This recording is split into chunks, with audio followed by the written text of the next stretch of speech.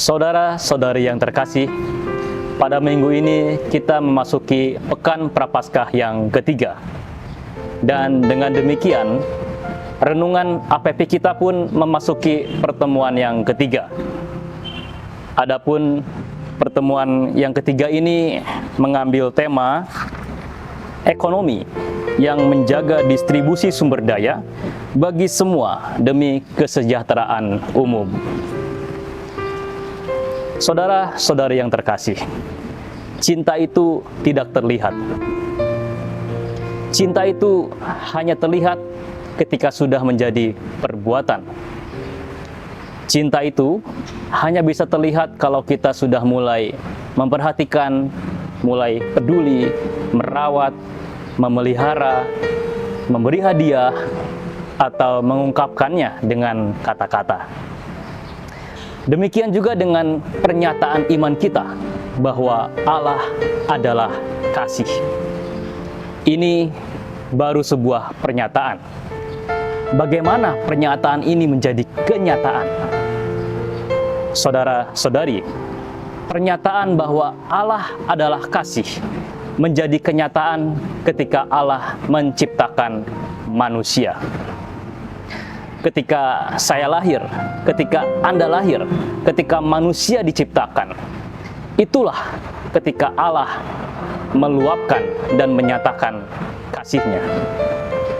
Ketika Allah mencintai manusia dan ketika manusia mencintai Allah. Dan bukan hanya itu, juga ketika manusia mencintai manusia lainnya dan ketika manusia mencintai alam semesta ini. Kenapa demikian? Karena hanya manusialah yang mampu mengasihi, hanya manusia yang bisa mencintai. Binatang tidak, tumbuhan pun tidak. Jadi misalnya ketika hari ini Anda mengalami kasih dari seseorang, itu adalah kasih Allah melalui seseorang tadi. Ketika dunia ini terjamin kesejahteraannya, ketika seluruh alam raya ini baik, itu juga adalah kasih Allah. Melalui siapa? Melalui manusia. Jadi jelaslah bahwa Allah adalah kasih menjadi nyata melalui manusia. Maka saudara-saudari, sudah menjadi tugas kita sebagai manusia untuk meneruskan kasih Allah itu tentu saja pada Allah, tapi juga kepada manusia lainnya dan kepada alam sekitar kita. Paham inilah yang menjadi dasar bagi konsep kesejahteraan bersama atau kebaikan bersama atau bonum commune yang menjadi topik utama dalam pertemuan ketiga kali ini. Kesejahteraan bersama itu adalah wujud cinta kasih Allah melalui kita sebagai manusia kepada manusia lainnya dan juga kepada alam raya semesta ini.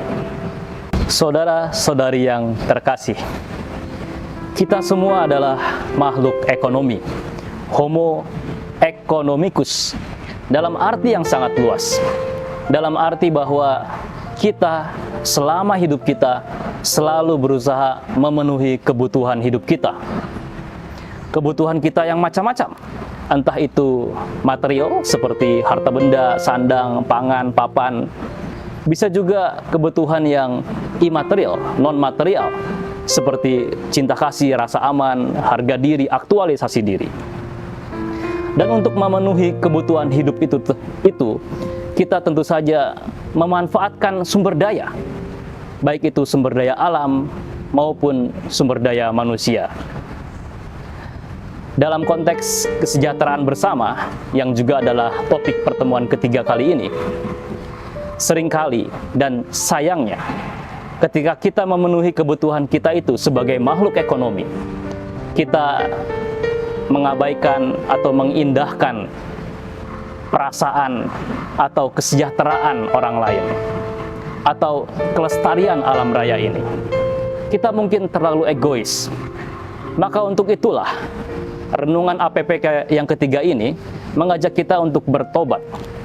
Bertobat dari rasa egois kita.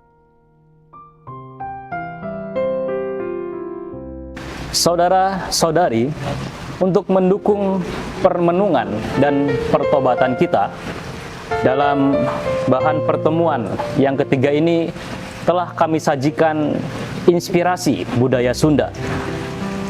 Inspirasi yang kami sajikan ini diambil dari budaya pertanian dalam kebudayaan masyarakat Kanekes atau yang seringkali kita kenal dengan masyarakat Baduy.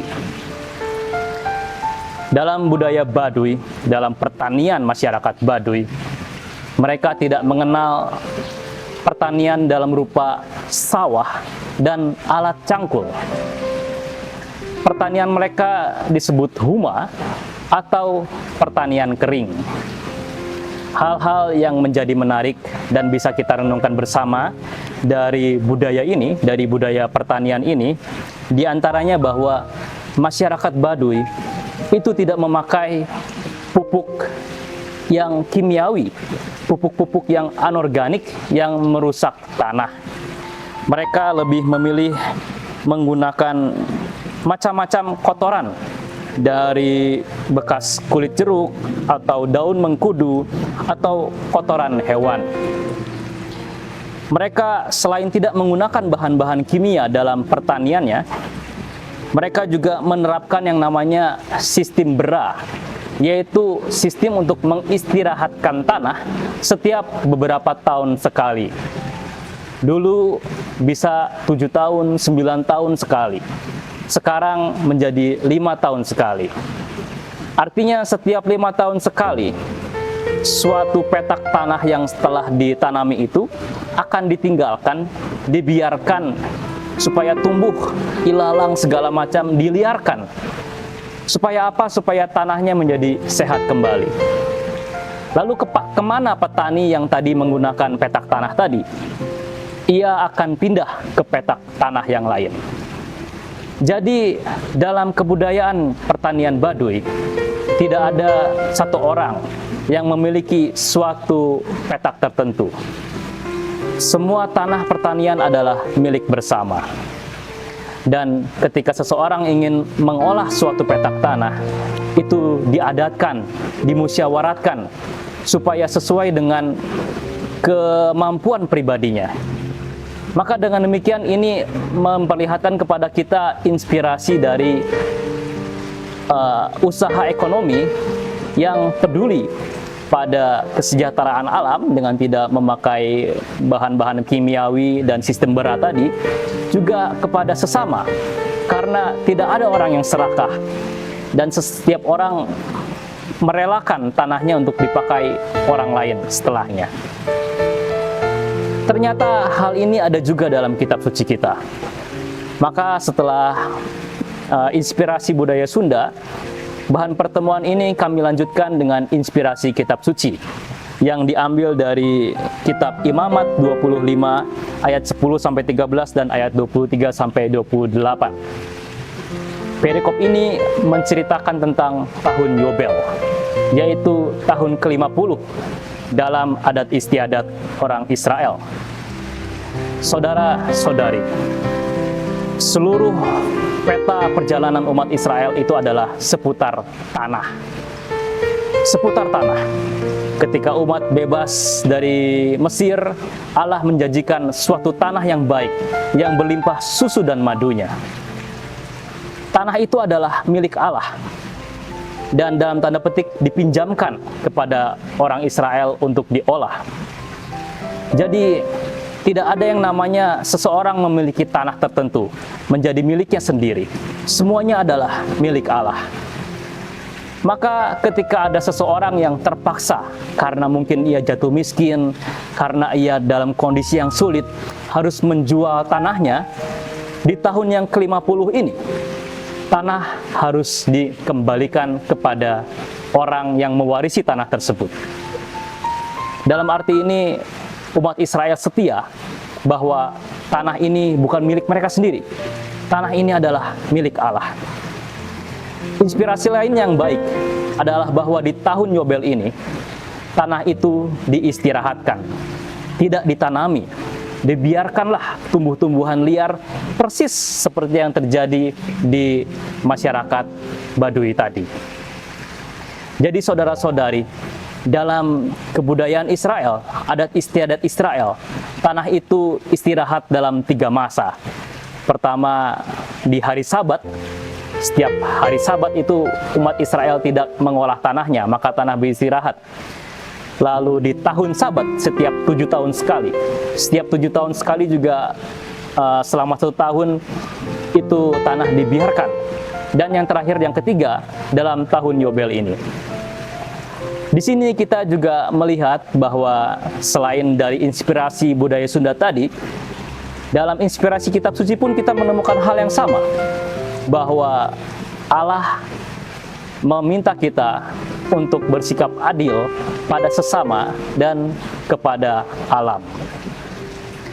Saudara-saudari yang terkasih, khususnya kepada Anda yang menjadi fasilitator dari pertemuan ketiga ini, kami mengundang Anda untuk mengolah sendiri atau memodifikasi pun tidak apa dari bahan pertemuan yang ketiga ini.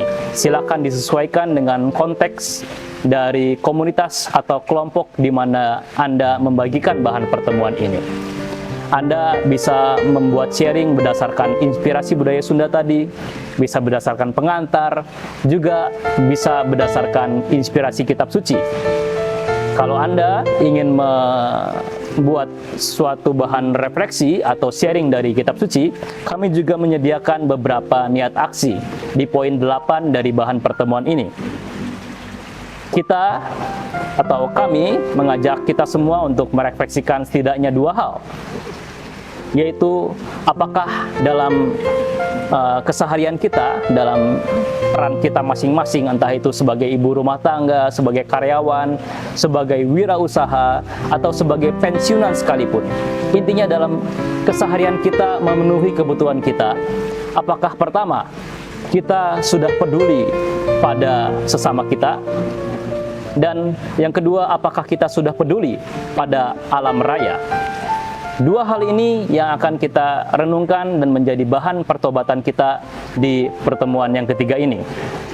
Dan semoga dengan demikian terwujudlah bonum commune, terwujudlah kesejahteraan bersama, dan juga semoga kasih Allah menjadi nyata di dunia ini.